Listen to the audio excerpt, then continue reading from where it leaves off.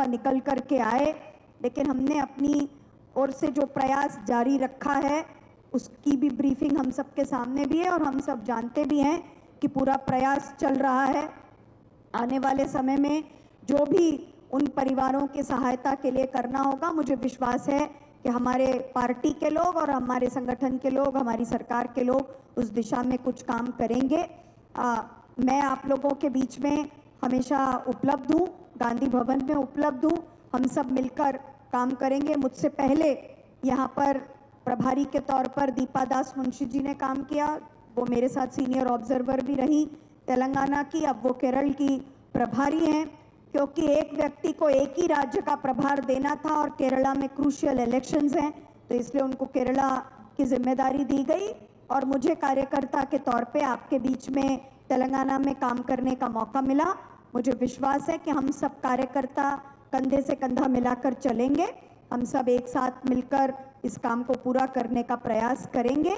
मेरी कोशिश होगी कि हम सब मिलकर एक न्याय की व्यवस्था कायम करें। हाँ, मैं ये भी कहना चाहती हूँ कि हम सबसे गलतियाँ हो सकती हैं।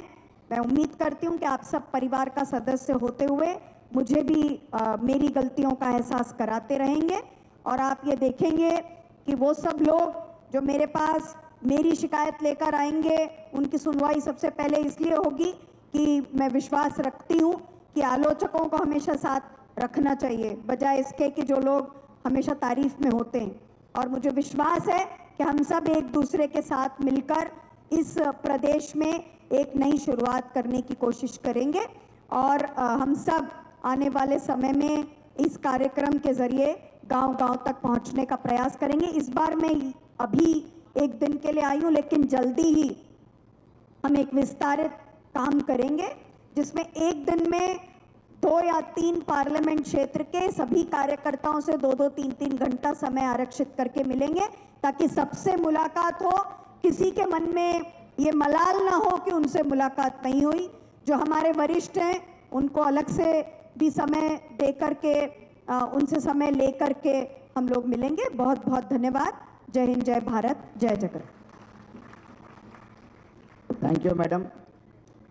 మేడం చెప్పిన విషయాలు మీరందరూ విన్నారు. All well noted madam. Madam ఎంత సింపుల్ అంటే మార్నింగ్ రైల్వే స్టేషన్ కూడా నన్ను కానీ ముఖ్యమంత్రి కానీ ఎవరు కూడా రావద్దన్నారు.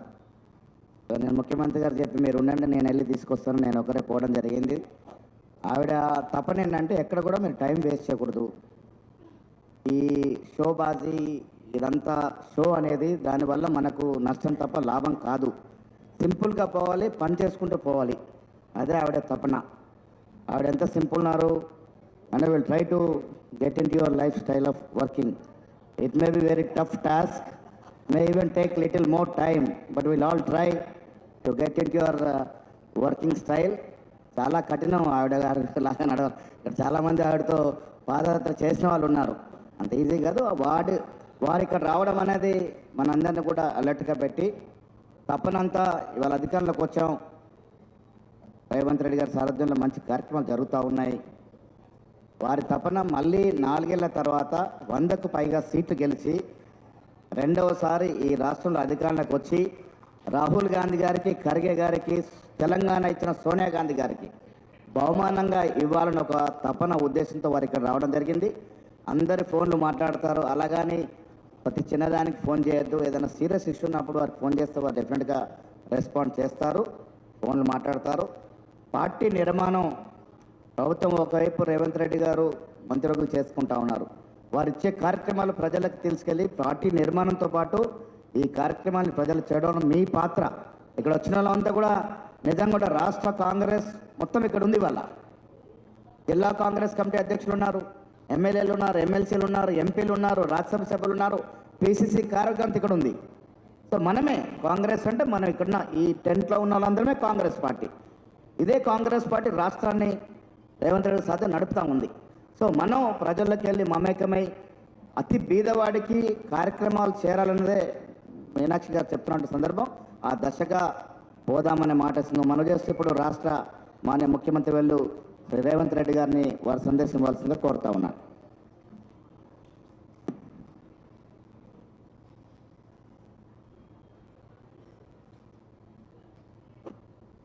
తెలంగాణ ప్రదేశ్ కాంగ్రెస్ పార్టీ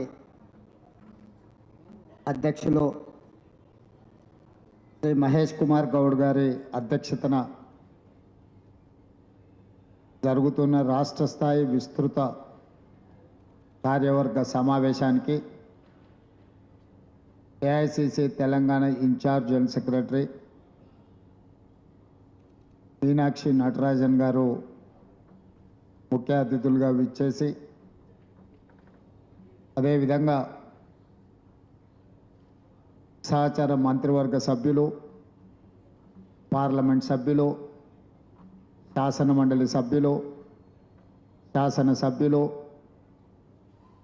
రాష్ట్ర కార్యవర్గము, జిల్లా పార్టీ అధ్యక్షులు ఈ సమావేశంలో పాల్గొని సుదీర్ఘ చర్చలు పార్టీ నిర్మాణంలో, ప్రభుత్వ నిర్వహణలో మీ అందరూ మీ అనుభవాలను, మీ ఆలోచనలని ఈ వేదిక ముందు, నాయకత్వం ముందు పెట్టినందుకు మిమ్మల్ని అందరినీ మనస్ఫూర్తిగా అభినందిస్తున్నా.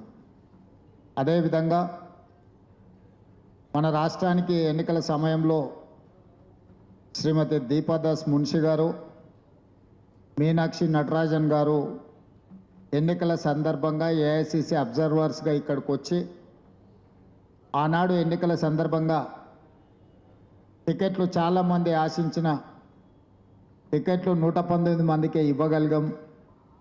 ఆశించిన వాళ్ళు 400-500 మంది ఉన్నా మిగతా వాళ్ళందరినీ కూడా సమన్వయం చేసి టికెట్ రాని వాళ్ళను పార్టీ లైన్లోనే పని చేయించడం వల్ల ఈనాడు తెలంగాణ రాష్ట్రంలో కాంగ్రెస్ పార్టీ ప్రభుత్వాన్ని ఏర్పాటు చేయడం జరిగింది.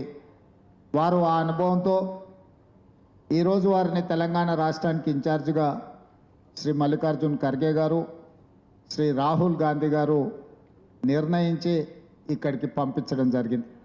ఈ సందర్భంగా పిసిసి అధ్యక్షులు మహేష్ కుమార్ గౌడ్ గారు ప్రవేశపెట్టిన 2 ప్రధానమైన తీర్మానాలను సమర్థిస్తూ, ఒకటి, శ్రీమతి దీపాదాస్ మున్షి గారు ఇక్కడ 14 నెలలు ఏఐసిసి ఇన్ఛార్జ్గా పార్టీ నిర్మాణంలో, ప్రభుత్వ నిర్వహణలో వారు అందించిన సేవలను అభినందిస్తూ ఈ సమావేశంలో మనందరం కూడా మీ అందరి చప్పట్ల ద్వారా వారిని అభినందిస్తూ తీర్మానం చేయాల్సిందిగా విజ్ఞప్తి చేస్తున్నా. అదేవిధంగా సంపూర్ణమైన విశ్వాసంతో నాయకత్వము, నీతి, నిజాయితీ, పార్టీ కట్టుబాటు మీనాక్షి నటరాజన్ గారిని చూసి నేర్చుకోవాలి. అలాంటి నాయకురాల్ని శ్రీ మల్లికార్జున్ ఖర్గే గారు, రాహుల్ గాంధీ గారు తెలంగాణ రాష్ట్ర ఇన్ఛార్జ్గా ఇక్కడికి పంపించిండ్రు. వారిని స్వాగతిస్తూ మహేష్ గౌడ్ గారు ప్రవేశపెట్టిన తీర్మానాన్ని కూడా మీరందరూ ఆమోదించాల్సిందిగా, అభినందించాల్సిందిగా నేను సమర్థిస్తున్నాను. అదేవిధంగా ఈరోజు పార్టీ తీసుకుంటున్న కార్యక్రమాల విషయంలో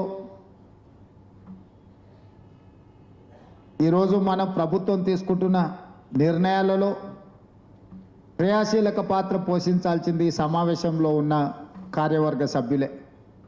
దీనికి సంబంధించి ఏఐసిసి ఇస్తున్న కార్యక్రమాలతో పాటు రాష్ట్ర ప్రభుత్వం తీసుకున్న నిర్ణయాలను ప్రజలకు తీసుకెళ్ళాలి.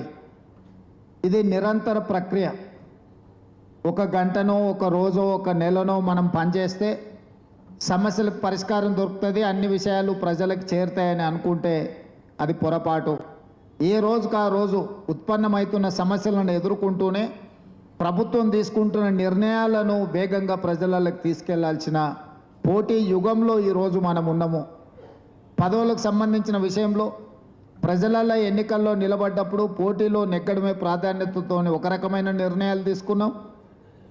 ఆ రోజు పోటీలో ఉన్న ముఖ్యమైన నాయకులు టికెట్లు ఆశించిన వాళ్లకు చాలా వరకు ఆ రోజు పార్టీ ఇచ్చిన వారికి ఏదైతే మాట ఇచ్చిండ్రో చాలా వరకు వాళ్ళందరినీ కూడా ప్రభుత్వం వచ్చిన తర్వాత ప్రభుత్వం యొక్క నియామకాలలో వారిని ముందు వరుసలో వారికి అవకాశాలు ఇచ్చినాం. అదేవిధంగా జిల్లా పార్టీ అధ్యక్షులుగా 4-5 సంవత్సరాలు, 5-6 సంవత్సరాలు కూడా జిల్లా పార్టీ అధ్యక్షులుగా ప్రతిపక్షంలో ఉండి కేసులు ఎదుర్కొని ఇబ్బంది పడ్డ వాళ్ళందరినీ కూడా చాలా వరకు 70-80% జిల్లా పార్టీ అధ్యక్షులకు కూడా మనం నామినేటెడ్ పదవులు ఇవ్వడం జరిగింది. ఇదే కాదు, నేను పిసిసి అధ్యక్షుడిగా ఉన్నప్పుడు డిపార్ట్మెంట్స్ కానీ ఫ్రంటల్ ఆర్గనైజేషన్స్కు బాధ్యతలు తీసుకోమంటే చాలామంది నిరాకరించారు. ఈ చిన్న పదవి మాకెందుకు, ఈ పదవులు మేము తీసుకుంటామో, మా స్థాయి పెద్దది అని. కానీ ఎవరైతే పార్టీ ఇచ్చిన బాధ్యతను వారు క్రమం తప్పకుండా నిర్వహించారో, ప్రభుత్వం వచ్చిన తర్వాత దాదాపుగా అన్ని డిపార్ట్మెంట్స్కు ఫ్రంటల్స్ చైర్మన్లకు ప్రెసిడెంట్లకు ఈరోజు 37 మందికి ఒకటే కలంపోతుతోని కార్పొరేషన్ చైర్మన్లు వచ్చి పార్టీ జెండా మోస్తే మీకు గుర్తింపు ఉంటుంది అని చెప్పి మన జాతీయ నాయకత్వం నిర్ణయం తీసుకున్నది. ఈరోజు 65 మందిని పార్టీ కోసం పనిచేసిన వాళ్ళు. నేను గర్వంగా ఈ వేదిక మీద నుంచి ఖచ్చితంగా ఒక మాట చెప్పదలుచుకున్నాను. నియామకం జరిగిన ఏ కార్పొరేషన్ చైర్మన్ కూడా ఎన్నికల కంటే ముందు పార్టీ కోసం కష్టపడ్డోళ్ళకి ఇచ్చినాం. వాళ్ళ యొక్క కష్టాన్ని పార్టీ ప్రభుత్వం గుర్తించింది, వాళ్ళకు అవకాశాలు కల్పించినాము. ఏ ఒక్క పదవి కూడా పైరులతోని మనం ఎవరికి ఇవ్వలే. దీన్ని బట్టి ఈ సమావేశంలో ఉన్న వాళ్ళకి, ఈ సమావేశాన్ని చూస్తున్న వాళ్ళకి అందాల్సిన సందేశం ఏంటంటే, పార్టీ జెండా మోసినోళ్లకు, పార్టీ కోసం కష్టపడ్డోళ్లను, కార్యకర్తలను కాపాడుకున్నోళ్లకు సముచితమైన స్థానం తెలంగాణ రాష్ట్ర ప్రభుత్వంలో వస్తుంది అని చెప్పి నేను ఈ సందర్భంగా ముఖ్యమంత్రిగా నేను మిత్రులందరికీ చెప్పదలుచుకున్నా. సమర్థులు చాలామంది ఉన్నారు, అవకాశాలు ఇవ్వాల్సిన వాళ్ళు చాలామంది ఉన్నారు. సుదీర్ఘకాలంగా 20 ఏళ్ళు, 30 ఏళ్ళు, 40 ఏళ్ళు కోసం కూడా పార్టీ కోసం పనిచేసిన వాళ్ళు ఉన్నారు. అన్నేళ్ళు పనిచేసినా కూడా కొంతమందికి అవకాశాలు రాలే. తప్పకుండా వాళ్ళందరినీ కూడా మీనాక్షి నటరాజన్ గారి నేతృత్వంలో షార్ట్ లిస్టు తయారు చేస్తాము. నేను స్పష్టంగా दीदी मेरा एक ही गुजारिश है, हम बहुत सारे लोगों को दिए मगर काफ़ी लोग बच गए. जो 30-40 सालों से जो पार्टी के लिए काम कर रहे हैं उन लोगों की एक मौका भी नहीं मिला. मैं आपसे गुजारिश करता हूँ और मेरा दोस्त महेश गौड़ जी को मैं रिक्वेस्ट करता हूँ कि वो लिस्ट बनाओ. जिनको मौका नहीं मिले, सालों से जो पार्टी के जिम्मेदारी उठाए, जो पार्टी के लिए काम कर रहा है, उन लोगों को आने वाले दिनों में हम पहला प्रायोरिटी दे देंगे. क्योंकि वो काम किए तो ये भरोसा आएंगे आगे अपने कार्यकर्ता भी पार्टी झंडा उठाने के लिए, पार्टी के साथ काम करने के लिए उन लोगों को एक भरोसा मिलने वाले है. तो ऐसे ही जब हम ऑफिशियल पोस्ट डालने के लिए 2 दिन में 4 दिन में हम लिस्ट बनाए तो जल्दी में कुछ गलत भी हो सकता है. इसीलिए मेरा एक ही गुजारिश है, आप एक सिस्टम बनाओ. असेंबली कॉन्स्टिट्यूंसी वाइज जो लोग जिम्मेदारी से काम किए, सालों से पार्टी का झंडा उठाए, जिसने केसा उठाए, जिसने पार्टी के साथ खड़ा रहकर जो लड़ाई किए, उन लोगों को सम्मान करने का जिम्मेदारी अपना है. तो असेंबली वाइज, मंडल वाइज आप लिस्ट बना दो, अब फीडबैक ले लो. सर्वे हम टिकट के लिए सर्वे कर रहे हैं और किसी के लिए सर्वे बोल रहे हैं, सब कुछ बोल रहे हैं, पर पार्टी के लिए जो काम करा, जिसको हम सम्मान करना है, उसके लिए भी कुछ सर्वे फीडबैक ले लो.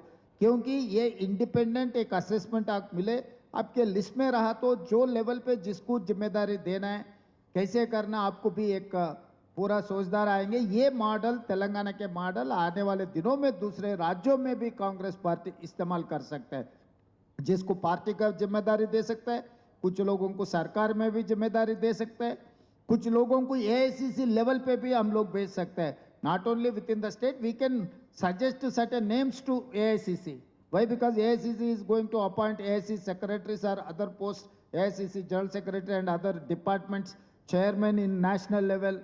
ऐसे भी हम लोग यहाँ पर जो सीनियर, जो एक्सपीरियंस, जो पार्टी के लिए 40-50 साल से जो काम कर रहा है, AICC लेवल पे भी हम लोग उन लोगों को कुछ काम जिम्मेदारी दिलाए तो आगे पार्टी के लिए अच्छा होगा. మిత్రులారా, నేను ఒకటే మాట చెప్పదలుచుకున్నా. ఎవరైతే కష్టపడ్డారో వాళ్ళకి అవకాశాలు ఇవ్వాల్సిన బాధ్యత ఈ సమావేశంలో ఉన్న వాళ్ళకు ఉన్నది. ఈ సమావేశంలో ఉన్న వాళ్ళకు కొంతమందికి అవకాశాలు రాలేదు, నేను అర్థం చేసుకుంటా. కానీ వాళ్ళందరినీ కూడా కాపాడవలసిన బాధ్యత పార్టీ మీద ఉన్నది. ఈరోజు ఇచ్చిన వాళ్ళందరినీ కూడా 2 సంవత్సరాల కోసం వాళ్ళ కార్పొరేషన్ చైర్మన్లు పదవులు ఇచ్చినాం. సెకండ్ రౌండ్ వచ్చినప్పుడు ఖచ్చితంగా ఈరోజు ఎవరెవరైతే పర్ఫామ్ చేస్తున్నారో, పర్ఫామ్ చేసే వాళ్ళకి కొద్దిమందికి రెన్యువల్ అవుతుండొచ్చు, కానీ నాన్ పర్ఫార్మర్స్గా మేమేదో పనిచేసినా మాకు చైర్మన్ వచ్చింది, ఇక చైర్మన్ వచ్చింది కాబట్టి మేము పార్టీకి పని చేయాల్సిన అవసరం లేదని ఎవరైతే అనుకుంటున్నారో వాళ్ళందరికీ ఇదే మొదటిసారి ఇదే ఆఖరిసారి అవుతుందని మాత్రం నేను ఈ సందర్భంగా చెప్పదలుచుకున్నా. ఇచ్చింది ఇంకా రెండింతల ఉత్సాహంతో మీరు పనిచేస్తారని. ఇక మేము చేసిన కాడికి చేసినా మాకు వచ్చిన కాడికి వచ్చింది వన్ టైం సెటిల్మెంట్ అయిందని ఎవరన్నా అనుకుంటే మాత్రం అది వన్ టైం సెటిల్మెంట్ అవ్వడం మాత్రం ఖాయం. అందరు చైర్మన్లను పదవులు వచ్చిన వాళ్ళని అందరినీ క్లీన్గా అబ్జర్వ్ చేస్తున్నాం. ఇప్పుడు ఏం అనదలుచుకోలేదు, నేనైతే రెన్యువల్కి వచ్చినప్పుడు వస్తారు కదా అప్పుడు మీ ప్రోగ్రెస్ రిపోర్ట్ మీ చేతికి ఇవ్వదలుచుకున్నా. అదేవిధంగా ఎవరైతే రాలేదో మమ్మల్ని పార్టీ మర్చిపోయింది, మాకు అవకాశం రాలేదేమో, పార్టీ మమ్మల్ని గుర్తిస్తలేదని ఏమో అనుకోవాల్సిన పని లేదు. వాళ్ళని చూడంగానే చూడకపోయినా, ఎందుకంటే దాదాపుగా అన్ని నియోజకవర్గాలలో స్థాయి ఉన్న నాయకులను అందరినీ గుర్తుపట్టి లేకపోతే ఆ నాయకుల వివరాలు తెలుసుకునే సోర్స్ పార్టీలో ఉంది. వాళ్ళందరూ కూడా తప్పకుండా న్యాయం జరుగుతుంది. ఈ రెండు ఇక్కడ ఉన్న సమావేశంలో ఉన్న వాళ్ళనే కాకుండా పార్టీలో ఉన్న శ్రేణులకు నేను విజ్ఞప్తి చేయదలుచుకున్నాను. మూడవ పాయింట్, ఇన్ఛార్జ్ మినిస్టర్స్కు 10 జిల్లాలకు 10 సీనియర్ మంత్రులు ఇన్ఛార్జులుగా ఉన్నారు. నా रिक्वेस्ट ఒకటే दीपदास मुझे अपना मीनाक्षी दीदी से मैं एक ही गुजारिश करता हूँ, 10 पुराने जिलों को 10 इंचार्ज मिनिस्टर्स है. मार्च 10 तारीख के अंदर हम बहुत सारे कॉरपोरेशंस के चेयरमैन डाला है, डायरेक्टर्स को नहीं डाला है. डायरेक्टर्स डालने के लिए हमारे लिए लिस्ट होना, तो ये काम इंचार्ज मिनिस्टर वो असेंबली क्षेत्र में मंडल लेवल पे वो फीडबैक लेके वो लिस्ट बनाना है. और मार्केट कमेटी चेयरमैन कैसी पेंडिंग पड़ा है, टेम्पल कमेटी चेयरमैन ऐसी पेंडिंग पड़ा है, डिस्ट्रिक्ट लेवल पे कुछ नॉमिनेटेड पोस्ट पेंडिंग है. तो ये काम, ये जिम्मेदारी उठाने का इंचार्ज मिनिस्टर्स का आप आदेश दे दीजिए. एक टाइम लाइन रखो, मार्च 10 तारीख के अंदर हर मंत्री जिले में जाना, बैठना, बात करना, लिस्ट ले आके हमारे सरकार को दे, तो सरकार आने वाले 10-15 दिन में पूरा फिल कर देंगे. खाली रखने से क्या फायदा. ఏవైతే ఇప్పుడు కార్పొరేషన్లు వేసినాం, కార్పొరేషన్లలో డైరెక్టర్ల ఖాళీలు ఉన్నాయి, మార్కెట్ కమిటీ చైర్మన్లు డైరెక్టర్లు ఖాళీలు ఉన్నాయి, మందిరాల కమిటీల కార్పొరేషన్ ఖాళీలు ఉన్నాయి, ప్రభుత్వంలో వివిధ హోదాలలో జిల్లా స్థాయిలో కూడా ప్రభుత్వ నామినేటెడ్ పోస్టులు ఉన్నాయి. ఇవే కదా మనం కార్యకర్తలకు ఇవ్వాల్సింది. అందుకే 10 ఉమ్మడి జిల్లాల ఇన్ఛార్జ్ మంత్రులకు నా ఆదేశాలు ముఖ్యమంత్రిగా నేను ఏమిస్తున్నాయి సమావేశం నుంచి అంటే, మార్చి 10 తారీఖు లోపల అన్ని జిల్లాలల్లో వీటిని నియమించడానికి అవసరమైన లిస్టులు తయారు చేసి అన్ని క్లియరెన్స్ తీసుకొని ఏఐసిసి ఆమోదంతో అన్ని క్లియరెన్స్ తీసుకొని మార్చి 10 లోపల వాటి నియామకాలన్నీ చేపడితే కిందున్న శ్రేణులకు కూడా ఈ ప్రభుత్వం వచ్చింది, ఈ ప్రభుత్వంలో మాకు అవకాశం వచ్చింది, ఈ ప్రభుత్వం మనది అనే ఒక భావన ఉంటుంది. అదేవిధంగా రాబోయే స్థానిక సంస్థలల్లో రేపు ఎన్నికలను ఎట్లా ఎదుర్కోవాలి, ఆ పరిస్థితులు ఏంది, అక్కడ శ్రేణులను సమన్వయం చేసుకోవడానికి అవసరమైన వాళ్ళు వార్డు మెంబర్లు కావచ్చు, సర్పంచులు కావచ్చు, ఎంపీటీసీలు కావచ్చు, జడ్పీటీసీలు కావచ్చు, జిల్లా పరిషత్ చైర్మన్లు కావచ్చు, ఈ హోదాలలో కూడా ఎవరెవరైతే అవకాశాలు రానోళ్ళు ఉన్నారో వాళ్ళందరికీ అవకాశాలు ఇచ్చే బాధ్యత పార్టీ తీసుకుంటుంది. ఏఐసిసి ఇన్ఛార్జ్ మీనాక్షి నటరాజన్ గారు తీసుకుంటారు. ఒకవేళ మనకి ఎమ్మెల్యే టికెట్ రాకపోతే జిల్లా పరిషత్ చైర్మన్ రావచ్చు, లేకపోతే మిగతా విషయాలు రావచ్చు. అదేవిధంగా మనం నామినేటెడ్ పదవులు తీసుకుందాం. 2 రాజ్యసభ మనం నామినేట్ చేసినాం. అనుభవజ్ఞులైన రేణుకా చౌదరి గారిని ఏఐసిసి గారు రేపు మేడం సోనియా గాంధీ గారు రాజ్యసభలకు వెళ్తున్నారు కాబట్టి అక్కడ ఒక టీం ఉండాలని చెప్పి వారిని రాజ్యసభలకు వారి అనుభవం దృష్ట్యా వారిని సోనియా గాంధీ గారి సూచన మేరకు వారిని మనం రాజ్యసభలకు తీసుకున్నాం. రాహుల్ గాంధీ గారు యంగ్ బ్లడ్ పార్టీ కష్టపడ్డోళ్ళకి ఒక సందేశం పంపించాలనుకున్నప్పుడు యూత్ కాంగ్రెస్ నేషనల్ జనరల్ సెక్రటరీగా పనిచేసిన అనిల్ యాదవ్కు ఈరోజు రాజ్యసభ వచ్చింది. మీకు తెలుసు, ఒక యూత్ కాంగ్రెస్లో పనిచేసిన వాళ్ళకి రాజ్యసభ రావడం ఎప్పుడైనా చూసిండ్రా మీరు? ఈరోజు పార్టీ లైన్లో ఉంటే పార్టీ అవకాశం ఇచ్చింది. ఎన్ఎస్యుఐ ప్రెసిడెంట్కు ఎమ్మెల్సీ వచ్చింది, కేసులు కట్టుకున్నాడు, కొట్లాడిండని ఇచ్చినాం. అదేవిధంగా వర్కింగ్ ప్రెసిడెంట్ చేసిన మహేష్ గౌడ్ గారికి ఎమ్మెల్సీ వచ్చింది, పిసిసి ప్రెసిడెంట్ కూడా అయ్యిండు.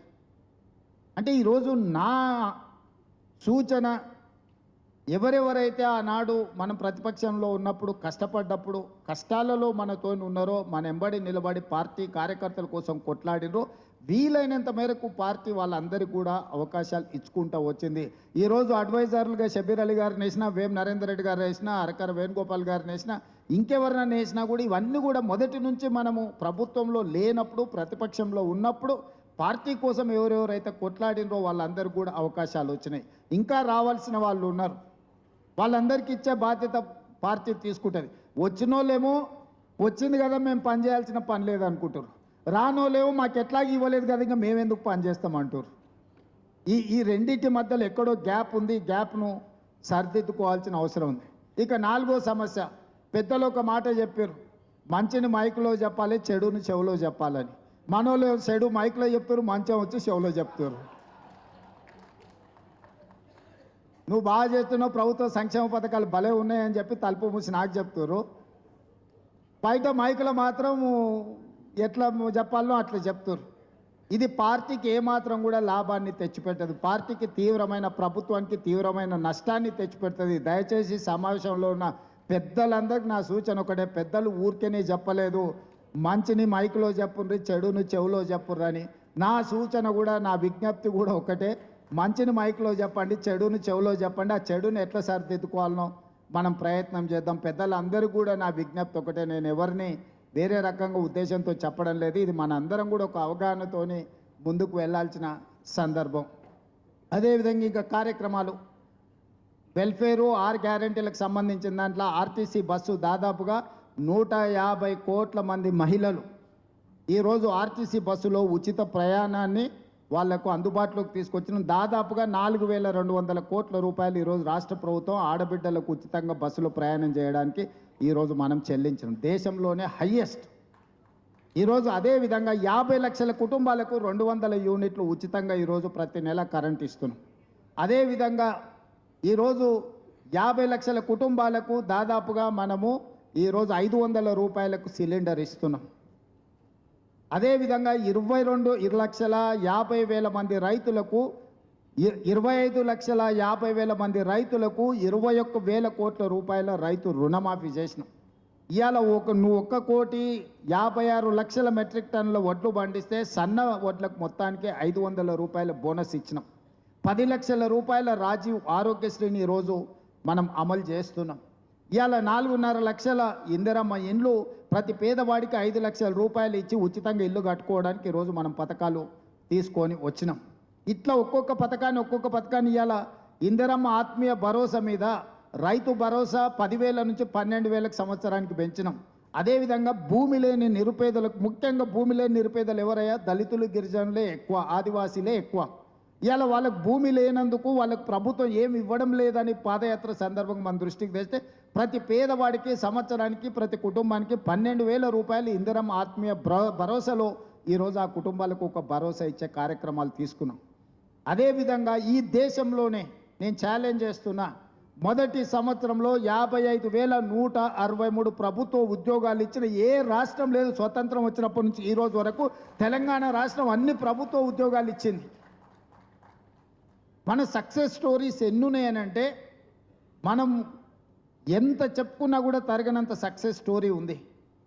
కానీ మనం ఎవరు మన సక్సెస్ స్టోరీని చెప్పుకోవడానికి, మన సక్సెస్ స్టోరీని మనం ఎంజాయ్ చేయడానికి మనం ఆలోచన చేయడం లేదు.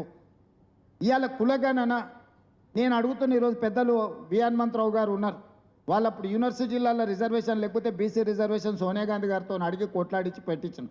1931లో తెల్లదొరలు ఉన్నప్పుడు కులగణన జరిగితే 95 సంవత్సరాల నుంచి ఎవ్వరు కూడా కులగణన చేయలే. 2011లో కాంగ్రెస్ కేంద్రంలో మన్మోహన్ సింగ్ గారి నేతృత్వంలో ఉన్నప్పుడు చేసిన ఆ నివేదిక బయటికి రాలేదు. మోడీ గారు వచ్చేసి ఆ నివేదికను కూడా దొక్కేసిండు. అంటే 95 ఏళ్ళు ఈ దేశంలో కులగణన జరగలేదు. 95 ఏళ్ళ నుంచి జరగని కులగణన ఒక్క సంవత్సరం లోపలనే మన ప్రభుత్వం కులగణన చేసి దేశానికే ఆదర్శంగా నిలబడ్డది.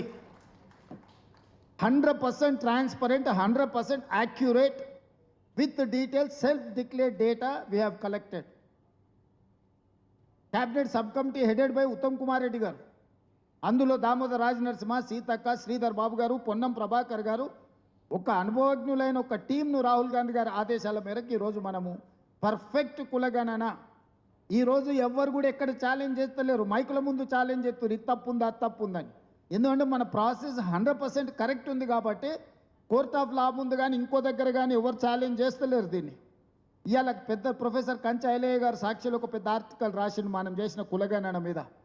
ఆయన సోషల్ సైంటిస్ట్ ప్రొఫెసర్ కంచ ఐలయ్య గారు ఈరోజు సాక్షిలో ఒక పెద్ద ఆర్టికల్ రాసిండు, అభినందించుకుంటా. ఆయన ఎవరు నన్ను తీసుకు ఒప్పుకునేవాడు కాదు, మీకు అందరికీ తెలుసు కదా. కంచ ఐలయ్య అంటే ఈజ్ ఎ బిగ్ క్రిటిక్ అట్లాంటి క్రిటిక్ కూడా ఈరోజు మన ప్రభుత్వాన్ని మన కులగణని అప్రిషియేట్ చేసుకుంటూ ఒక ఆర్టికల్ రాసిండంటే మన నాయకులకు ఎంత బలం ఇది, మన నాయకులు అసలు ఎంత పేటెంట్ కింద దీన్ని ముందుకు తీసుకెళ్ళాలి. అదేవిధంగా ఎస్సీ వర్గీకరణ 35 ఏళ్ళ నుంచి అది రగులుతున్న సమస్య. దానికి కూడా పెద్దలు ఉత్తమ్ కుమార్ రెడ్డి గారి నేతృత్వంలో షమీం అఖ్తర్ వన్ మ్యాన్ కమిషన్తో ఇచ్చి ఈరోజు దానికి కూడా ఒక శాశ్వతమైన పరిష్కారం చూపించినాం. ఇట్లాంటి సక్సెస్ స్టోరీ ఫస్ట్ 1 ఇయర్లోనే ఇన్ని సక్సెస్ స్టోరీలు ఉన్నాయి మన ప్రభుత్వానికి.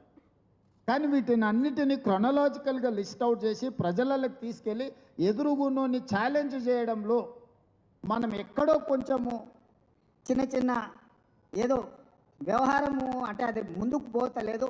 దయచేసి వీటన్నిటిని కూడా దృష్టిలో పెట్టుకొని మనం కార్యాచరణ పెట్టుకోవాలి.